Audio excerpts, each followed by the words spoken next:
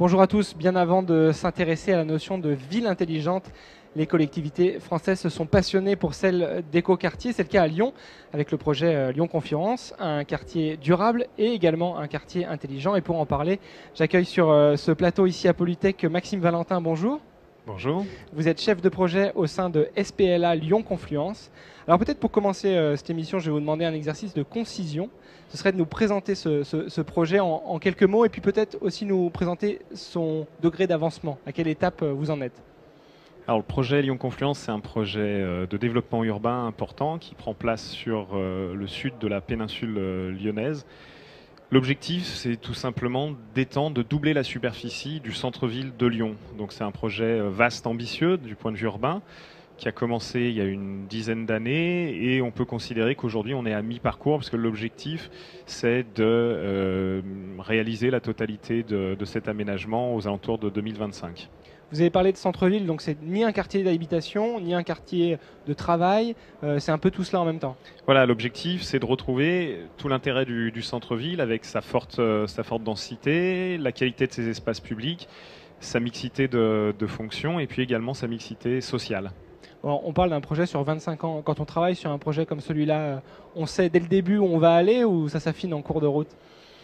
D'abord, il faut lancer le projet, il faut convaincre, donc on y va par étapes. En l'occurrence, la SPL a lancé d'abord une première ZAC, qui est un outil de développement urbain côté Saône, donc qui a démarré au début des années 2000, qui est aujourd'hui sur le point d'aboutir.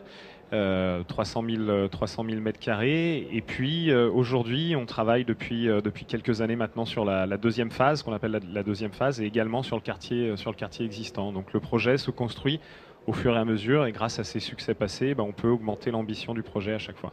Alors dans cette construction, on arrive bientôt à 2014, on est en toute fin 2013. Je crois que l'un des aspects importants pour 2014, ce sera de travailler sur l'énergie positive.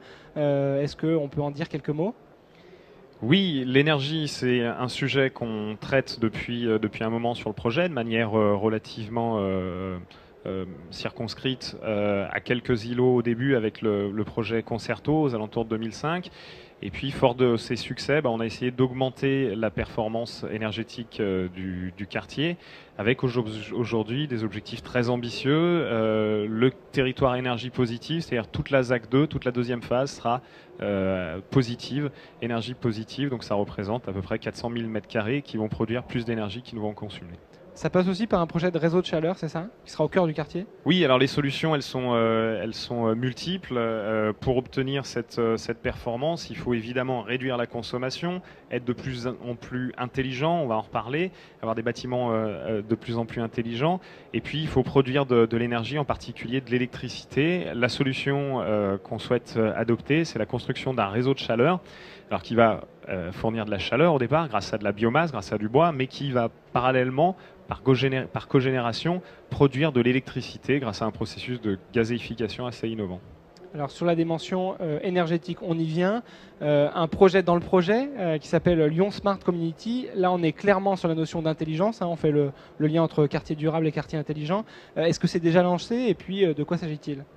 Alors c'est d'abord un partenariat international avec le NEDO, qui est l'équivalent de l'ADEME au Japon, qui a identifié le projet Lyon Confluence comme étant un projet porteur sur ces thématiques énergétiques et qui nous a proposé ce partenariat qui a été signé en 2011 et qui vise à développer 4 projets d'implantation de technologies très innovantes qui visent à réduire la consommation énergétique dans le bâtiment neuf, dans le bâtiment existant, mais aussi sur des questions de mobilité.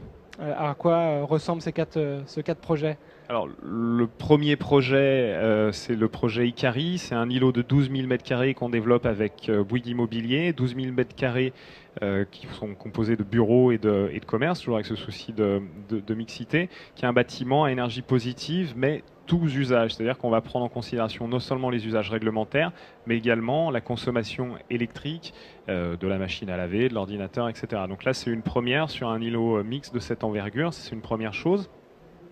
La deuxième chose, c'est le deuxième projet, c'est la réalisation de compteurs intelligents dans des bâtiments existants, des logements sociaux en fait, qu'on va éco-rénover, dont on va augmenter la performance énergétique. Mais pour appuyer cet effort qui est fait sur le bâtiment, on va mettre en place des compteurs intelligents, des tablettes très simples qui vont permettre aux habitants de connaître leur consommation énergétique en temps réel. Et on ne parlera pas de kilowattheures, c'est parfois un peu abscon pour les habitants, mais simplement d'euros consommés en temps réel avec des objectifs. Donc pour suivre sa consommation en temps réel. Exactement.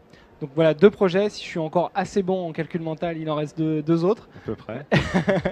Donc 2 autres projets. Alors le troisième, c'est celui qui vise à changer les comportements vis-à-vis de la mobilité. Donc on a un parc de véhicules électriques, une trentaine de véhicules électriques qui vont être disséminés sur le territoire de Lyon-Confluence, qui sont avant toute chose destinés aux entreprises de Lyon-Confluence. Donc c'est une mutualisation en fait de parcs de véhicules électriques, de façon à ce que les habitants qui font l'effort de prendre les transports en commun puissent utiliser ces véhicules quand même pendant les transports en commun, j'entends pour leur transport quotidien, puissent utiliser des voitures électriques lors de leur déplacement journalier. La particularité, c'est que la production électrique, elle va se faire aussi localement.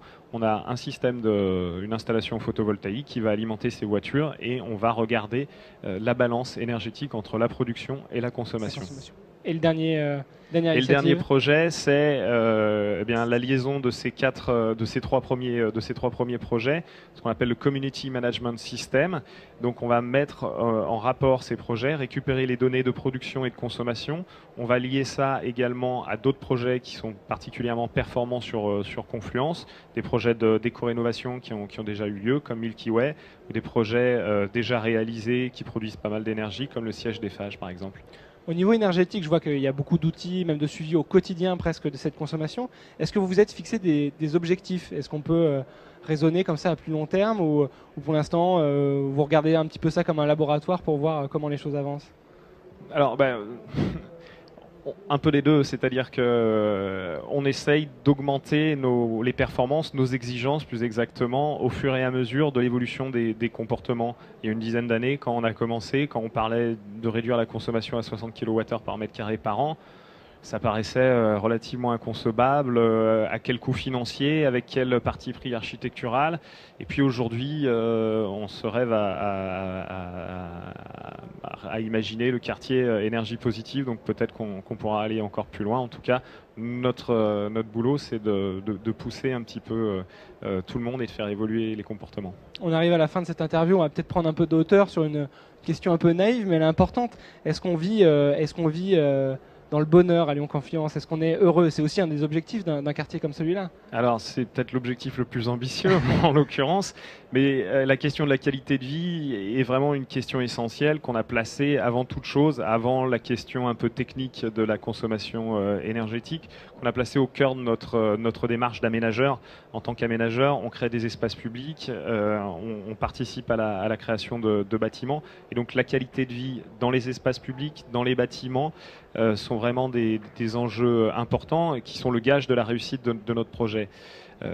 On s'intéresse à la biodiversité, par exemple, dans les espaces publics ou dans les bâtiments, notamment sur la ZAC 2. Un des objectifs, c'est que chaque logement puisse avoir au minimum 2 heures d'ensoleillement le jour le plus court de l'année, le 21 décembre, puisse bénéficier de 2 heures d'ensoleillement direct.